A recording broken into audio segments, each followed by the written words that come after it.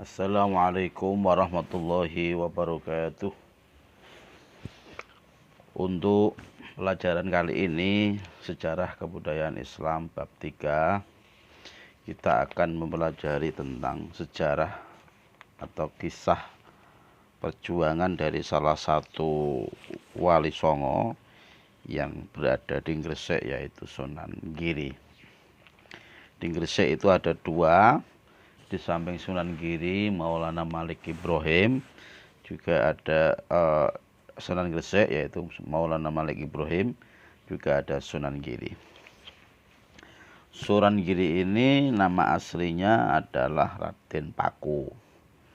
Lahir pada tahun 1442 Masehi. Ayah dari Sunan Giri bernama Syekh Maulana Ishaq, putra dari Syekh Jumadil Kubro. Di mana makam dari Syekh Jumadil Kubro ini berada di Kabupaten Mojokerto, itu di petilasan dari kerajaan Majapahit. Silsilahnya Sunan Giri itu tersambung dengan Rasulullah melalui jalur Husain, yaitu putra dari Sayyidah Fatimah radhiyallahu anha. Sedangkan ibunya Dewi Sekardadu ini anak Raja Belambangan, masih keturunan dari penguasa Majapahit. Masa kecil dari Sunan Giri diasuh oleh seorang saudagar kaya raya di Gresik yang bernama Nyai Ageng Pinatih. Kenapa kok diasuh oleh Nyai Ageng Pinatih? Pengasuhan Nyai Ageng Pinatih ini berawal dari seorang awak kapal yang menemukan peti tersangkut di kapal milik Nyai Ageng Pinatih yang ketika itu sedang berlayar ke Bali. Kemudian penemuan peti itu diserahkan kepada pemilik kapal, yaitu Nyai Ageng Pinatih. Kemudian bayi mungil diberi nama Joko Samudro karena ditemukan di tengah samudra. Kemudian Nyai Ageng Pinatih mengambil Joko Samudro sebagai anak angkat. Sewaktu Joko Samudro masih dalam kandungan, ini ceritanya, Syekh Maulana Ishaq, ayah dari Joko Samudro atau Raden Paku ini, diusir oleh mertuanya, yaitu Bri Wirabumi. Lantaran Bri Wirabumi ini tidak mau menerima ajakan Syekh Maulana Ishaq untuk masuk agama Islam. Karena diusir, Syekh Maulana Ishaq akhirnya pulang ke Paseh, itu di Aceh. Setelah ditinggal oleh Syekh Maulana Ishaq, Dewi Sekardadu, yaitu ibunya Raden Paku, mengalami sakit hingga wafat setelah beberapa hari melahirkan putranya. Selang beberapa hari setelah kelahiran dari Raden Paku, terjadilah wabah penyakit di Gresik. Sekarang ini corona. Karena ada wabah penyakit di Gresik, Bri Wirabumi memerintahkan agar sang bayi yang cucunya sendiri itu dibuang ke laut karena dianggap mendatangkan bencana, dan akhirnya ditemukan oleh Nyai Ageng Pinatih. Jadi cucunya sendiri dibuang oleh Bri Wirabumi karena dianggap mendatangkan wabah penyakit. Ketika Raden Paku berusia 7 tahun, yang diberi nama oleh Nyai Ageng Pinatih tadi Joko Samudro, dititipkan ke pesantren Ampel Dinta. Nama Joko Samudro diganti menjadi Raden Paku oleh Sunan Ampel.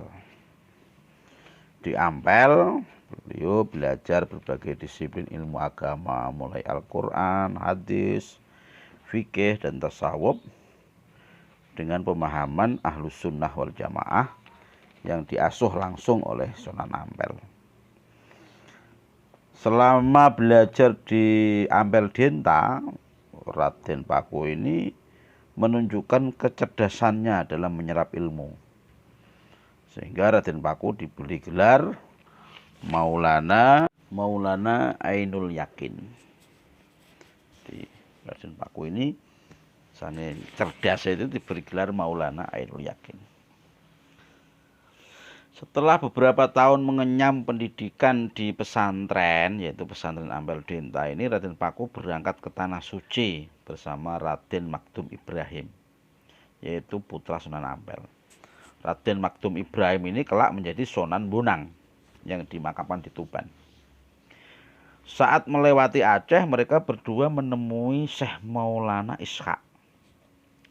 Kemudian disarankan untuk memperdalam ilmu agama terlebih dahulu sebelum berangkat ke Tanah Suci.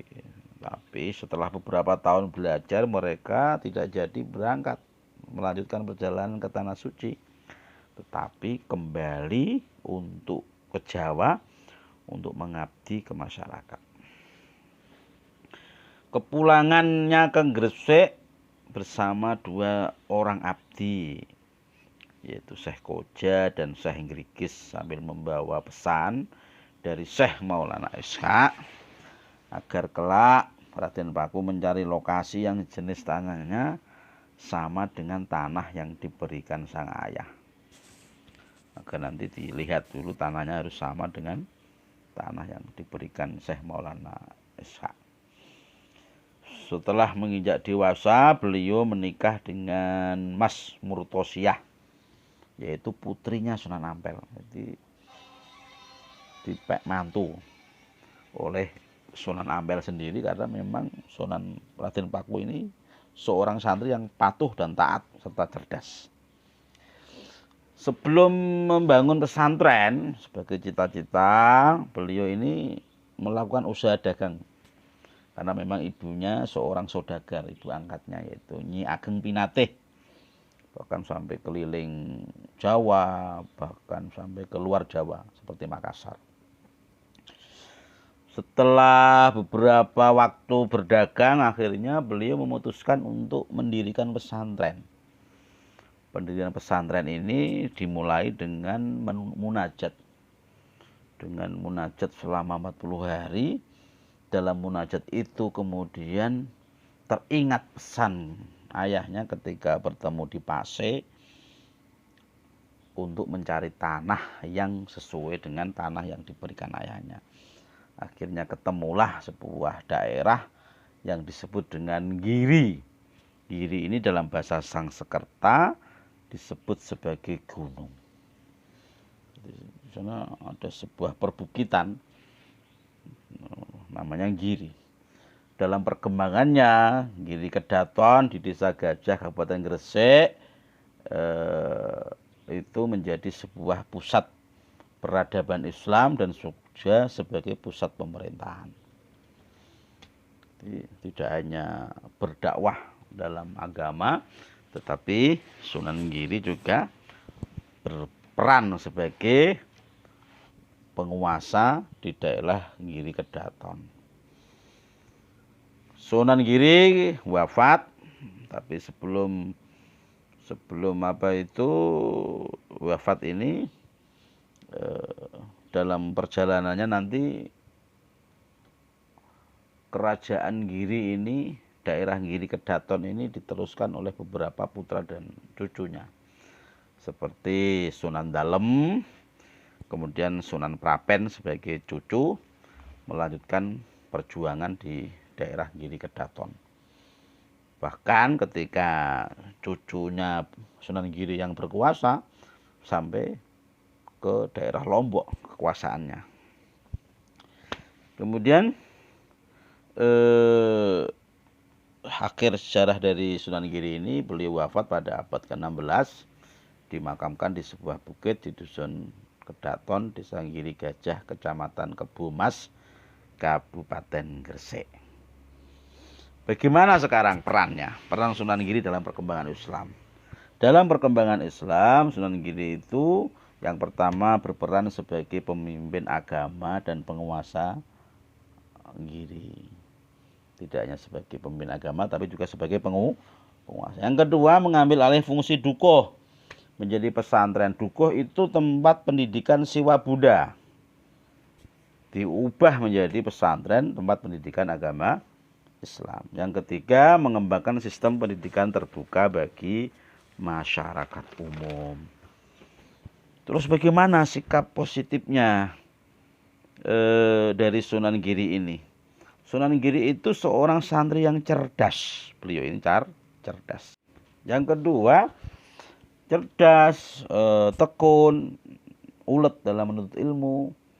Kemudian yang kedua, toleran dalam berdakwah, pemimpin yang mengayomi rakyatnya, dan seniman yang kreatif. Demikian beberapa dari sikap positif dan pribadi Sunan Giri yang patut kita teladani, yaitu menjadi pribadi yang cerdas, tekun, ulet, toleran, bijak, mengayomi, dan sebagai seorang seniman yang kreatif. Demikian anak-anak kisah dari perjalanan Sunan Giri. Dari saya kurang lebihnya mohon maaf. Wallahul muwaffiq ila aqwamit thoriq. Wassalamualaikum warahmatullahi wabarakatuh.